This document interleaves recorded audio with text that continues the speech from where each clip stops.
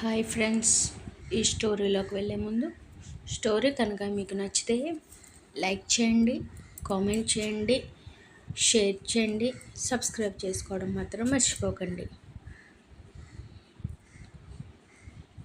దరిచేరవా చలి పార్ట్ 5. జనని, విక్రమ్ ఫ్రెష్ అయ్యాడా అని అడిగారు ఈశ్వరి గారు. అవుతున్నారు అత్త. కోడలి బిహేవియర్ మీద ఆమెకి అనుమానం వస్తుంటే, నిజంగా మీరు హ్యాపీగా ఉన్నారా జనని అని అడిగారు. ఆమె కంగారు పడుతూ, అదేంటి అత్త అలా అంటున్నావు అని అంది జనని. పెళ్ళికి ముందు విక్రమ్ వస్తే అంటి పెట్టుకుని తిరిగి నువ్వు ఇప్పుడు ఇంత దూరంగా ఉంటున్నావేంటి తల్లి, మీ మధ్య అంతా ఓకేనా అన్నారు ఈశ్వరి గారు. చెప్పమ్మా జనని, విక్కీ బాబుకి ఏమైనా కోపం తెప్పించే పని చేశావా కంగారుగా అడుగుతారు ప్రభగారు. అత్తయ్య, నాకేం తనపై కోపం లేదు. మేము ఈవినింగ్ ముంబై వెళ్తున్నాం, సో అందుకే అలా ఉంటుంది అంతే కదా జనని అన్నాడు విక్రమ్. అంతే అంది జనని. అదేంటి నాన్న, పెళ్ళయ్యి 3 days కూడా అవ్వలేదు, అప్పుడే వెళ్ళడం ఏంటి? డాడ్ ఆఫీస్ని నేను చూసుకోవాలనుకుంటున్నా మామ్, అండ్ మాకు పర్సనల్ స్పేస్ కూడా కావాలి, అందుకే ఈవినింగ్ టికెట్స్ బుక్ చేశానని చెప్పాడు. ఆవిడ కోపంగా డైనింగ్ టేబుల్ దగ్గరికి వెళ్ళి, చూడండి వాడు ఏమంటున్నాడో, ముంబై వెళ్ళిపోతాడంట, కంప్లైంట్ ఇస్తూ అంటారు తన భర్త జగదీష్ గారితో. What happen Vicky? Dad, we have to go Mumbai, this my final decision. New ఎండి వస్తున్నాడు అని అనౌన్స్ చేయండి. జున్ను టిఫిన్ పెట్టు అని బేస్ వాయిస్తో అడిగాడు విక్రమ్. ఆమె మౌనంగా వడ్డిస్తుంటే సురేష్ గారు కోపంగా తన భార్య వైపు చూస్తూ జనని చూడమని సైగ చేస్తారు. ప్రభగారు జనని కదిపి అందరికీ వడ్డించమ్మా అని నవ్వుతూ అంటారు. ఆమె మౌనంగా అందరికీ వడ్డిస్తుంటే ఈశ్వరి గారు ఆమెని పక్కన కూర్చోబెట్టుకుని, వదిలేసి వెళ్ళాలని బాధగా ఉందా తల్లి, ప్రేమగా టిఫిన్ తినిపిస్తూ అడిగారు. అవునత్త, I miss you so much చిన్నగా వెక్కుతూ అంటుంది Janani. Janani, you are not a kid, సీరియస్గా అంటారు సురేష్ గారు. తండ్రి మాటలో కరుకుదనానికి బెదురుగా ఆయన వైపు చూస్తుంటే, మీరుండండి అన్నయ్య, ఇప్పటి వరకు వదిలేసి లేదుగా, ఆ మాత్రం బెంగ ఏ ఆడపిల్లకైనా ఉంటుంది. తెలియని వాడికిచ్చి పంపించేస్తే భయపడాలి చెల్లెమ్మ, కానీ ఇక్కడ నా అల్లుడు విక్రమ్, కళ్ళు మూసుకుని పంపించేయచ్చు నవ్వుతూ అంటారు సురేష్ గారు. వాళ్ళ మాటలు విని జననిలో విరక్తికరమైన నవ్వు. ఆ రోజు ఆమెకి భారంగా గడవడంతో ఈవినింగ్ అందరినీ హత్తుకుని కన్నీటిని పంటి కింద నొక్కుపెట్టి విక్రమ్ కూడా పయనమవుతుంది జనని. కారులో ఆమె చేతిని తన చేతిలోకి తీసుకుంటూ, ఇప్పటి నుండి నీ ఇష్టం జనని, నువ్వు ఎవరిని మీట్ అయినా ఎవరూ అడగరు, నీ ఇష్టం వచ్చినట్టుగా ఉండొచ్చు సైజ్ స్మైల్తో చెప్పాడు విక్రమ్. 1-2 అంటే బాధ కలుగుతుంది, కానీ అతని మాటల వల్ల ఆమెకి బాధకు మించి ఎక్కువ పెయిన్ ఇస్తుండటంతో తన జీవితం మీద తనకే విరక్తి వస్తోంది ఈ క్షణం జననికి. ఎయిర్పోర్ట్ వచ్చేంత వరకు సైలెంట్గా కూర్చుని, తర్వాత ఆమె లోపలికి ఫార్మాలిటీస్ కంప్లీట్ అయ్యాక ఫ్లైట్ గురించి వెయిట్ చేస్తూ ఉంటారు. రన్వే మీద రెడీగా ఉన్న ఫ్లైట్లో కూర్చున్నాక భారమైన మనసుతో తన ప్రయాణాన్ని మొదలెడుతుంది జనని. కాసేపటికి ముంబై చేరుకోవడంతో లగేజ్ తీసుకుని బయటకు వస్తుంటే విక్కీకి కాల్ రావడంతో పక్కకు వెళ్తే జనని అతని వైపు చూస్తూ నిలబడుతుంది.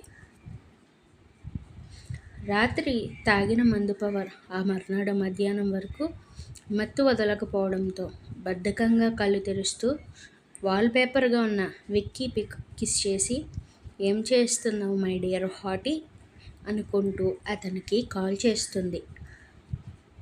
ఎయిర్పోర్ట్లో ఉన్న విక్కీకి హారిక నుండి కాల్ వస్తుంటే జనని నుండి దూరం జరిగి కాల్ లిఫ్ట్ చేస్తూ మ్యాటర్ ఏంటి హరి అన్నాడు సీరియస్గా. ఈ పిలుపుకే కదరా నేను చచ్చిపోయేది అని మనసులో మురిసిపోతూ ఏం చేస్తున్నావు విక్కీ అని వదలని మత్తుతో అడిగింది. నథింగ్, ఐఎమ్ ఇన్ ముంబై సమాధానమిచ్చాడు విక్రమ్. ఆమె కంగారుగా బెడ్ మీద నుండి లేస్తూ ఫర్ వాట్ విక్కీ అంది కంగారుగా. It's none of your business Harika సీరియస్గా చెప్పి కాల్ కట్ చేశాక ఇద్దరూ కారులో కూర్చుంటారు. హలో విక్కీ అతను కట్ చేయడంతో తిరిగి రీడైల్ చేస్తుంటే ఫోన్ స్విచ్ ఆఫ్ రావడంతో హారిక టెన్షన్తో తల పట్టుకుంటూ ఇప్పుడు ఏం చేయాలి అని ఆలోచిస్తూ ఉంటుంది. కాఫీ షాప్లో అరుణ్ ఎప్పుడు వస్తాడా అని వెయిట్ చేస్తూ ఉంటుంది హర్షిత. చెప్పిన టైం కన్నా ఆమె అరగంట ముందు రావడంతో ఈ అరుణ్కి టైం సెన్స్ లేదు. చెప్పిన టైంకి రావాలి కదా అని కారాలు మిరియాలు నూరుకుంటుంది అతనిపై. నిన్ను అరగంట ముందు ఎవడు రమ్మన్నాడే వెనక నుండి ఆమె తల మీద మొట్టుతూ అంటాడు అరుణ్.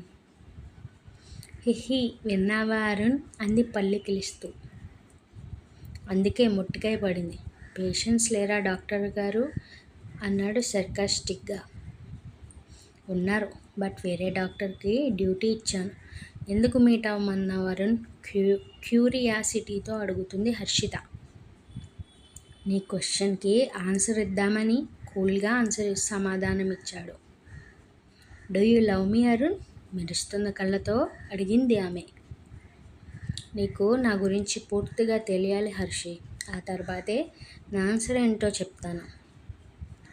ఆమె మనసులో భయపడుతూ ఏం చెప్పాలనుకుంటున్నావు అరుణ్ టెన్షన్గా చూస్తుంది అతని వైపు.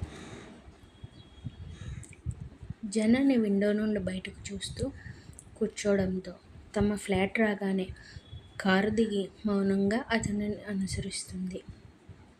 విక్కీ వచ్చేసరికి హౌస్ మొత్తం నీట్గా ఉంచడంతో తన భార్యతో కలిసి ఇంట్లోకి అడుగుపెట్టాడు విక్రమ్. జనని మౌనంగా బెడ్రూమ్కి వెళ్ళిపోవడంతో పని మనిషికి జ్యూస్ తీసుకురమ్మని చెప్పి జననిని ఫాలో అవుతాడు అతను. కోపంగా ఉన్నావా జున్ను అన్నాడు. ఏం చేస్తే నమ్ముతారు విక్రమ్ గారు నన్ను? ఆమె పిలుపు వల్ల అతడికి కోపం వస్తుంటే ఆమె చేపట్టుకుని దగ్గరగా లాక్కుంటూ విక్రమ్ గారు ఏంటే అని అరిచాడు. మిమ్మల్ని బావా అని పిలవాలి అనిపించట్లేదండి. ఎందుకు అనిపిస్తుంది జున్ను? నీ మనసులో అరుణ్ ఉంటే నాతో ఎందుకు ఉండాలనిపిస్తుంది చెప్పు. అబ్బాయితో ఫ్రెండ్షిప్ చేస్తే వాళ్ళ మధ్య అక్రమ సంబంధమే ఉంటుందా విక్రమ్ గారు? మరేం పవిత్రమైన రిలేషన్ ఉండదా వాళ్ళ మధ్య? లేక ఉన్న ఈ సమాజానికి అది కనిపించదా అని అడిగింది. ఏంటి తప్పు చేయలేదని నమ్మించాలని చూస్తున్నావా? నేనేం ట్రై చేయనండి. నిజం ఎప్పటికైనా మీకు కళ్ళకి కట్టినట్టుగా కనిపిస్తుంది, కానీ అప్పుడు నేను మీకు అందనంత దూరంలో ఉంటాను అని చిరునవ్వుతో చెప్పి ఫ్రెష్ అయ్యి రండి, డిన్నర్ కుక్ చేస్తాను అని కిచెన్లోకి వెళ్తుంది ఆమె. జననే కుక్ చేయడం ఫ్రెష్ అయ్యి రావడం అయిపోయిన విక్రమ్ కదలకుండా అక్కడే ఉండటంతో విక్రమ్ గారు అని షోల్డర్ మీద తడుతుంది జనని. అతను ఆలోచనల నుండి బయటకు వచ్చి ఆమె వైపు చూస్తుంటే ఫ్రెష్ అయ్యి రండి డిన్నర్ చేద్దామంది మరోసారి. అతను కనురెప్పు వేయకుండా జనని వైపు చూస్తుంటే కమ్ ఫాస్ట్ అని బయటికి వెళ్ళిపోయి తల్లికి కాల్ చేయడంలో పడుతుంది జనని. అతను వచ్చేలాగా కాల్ కంప్లీట్ అవడంతో అతడికి వడ్డించి పక్కన కూర్చుంటుంది. నువ్వు తినవా? మీరు తిన్నాక తింటాను. ఏంటి ఇదో కొత్త డ్రామానా సీరియస్గా అంటాడు విక్రమ్ చిరునవ్వుతో చూస్తూ. లేదండి, ఫస్ట్ మీరు తినండి అని చెప్పింది.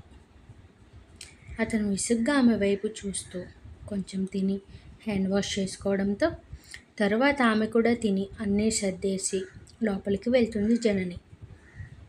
విక్రమ్ బాల్కనీలో కూర్చుని బీర్ తాగుతుంటే జనని లైట్ ఆఫ్ చేసి సోఫాలో పడుకుని కళ్ళు మూసుకుంటుంది. ఆమె ప్రవర్తన అతనికి విసుగు తెప్పిస్తుంటే సోఫాలో పడుకున్న జననిని ఎత్తుకుని బెడ్ మీద పడేసి ఆమె మీద అతని బరువు మొత్తం వదిలేస్తూ, ఏంటి రివెంజ్ తీర్చుకుంటున్నావా జున్ను అని సీరియస్గా అడిగాడు విక్రమ్. ఏం మాట్లాడుతున్నారు విక్రమ్ గారు మీరు? ఆమె బుగ్గలను పట్టి వత్తేస్తూ, కోపం తెప్పించకు జున్ను, you can't bear my angriness అన్నాడు. నొప్పిగా ఉంది వదలండి. విక్రమ్ గారు ఏంటే మరి? బావా అని పిలవద్దన్నారు. మరి ఎలా పిలవను? అని మీరు నాకు బావ కాదు. నేను జనని మీ భార్య మాత్రమే. మీరు విక్రమ్ నా భర్త అంతే. ఆమె మాటల వల్ల అతని కోపం పెరగడంతో జనని గుండెల మీద తల పెట్టుకుని పడుకున్నాడు విక్రమ్. బరువుగా ఉన్నారు, ఊపిరి ఆగట్లేదు నాకు అంది Janani. So what, just shut your mouth and close your eyes అని ఆమె గుండె చప్పుడు వింటూ నిద్రలోకి చిన్నగా జారుకున్నాడు విక్రమ్. తన బావ అయితే ఎప్పటిలా ఇష్టంగా మోసేది అతని బరువుని. బట్ తన మనసు ముక్కలు చేస్తున్న విక్రమ్ బరువు భారంగా అనిపిస్తుంటే ఆమె బలంగా ఊపిరి తీసుకుంటూ కష్టంగా ఎప్పటికో కళ్ళు మూస్తుంది జనని. ఇంకా ఉంది. Thanks for watching.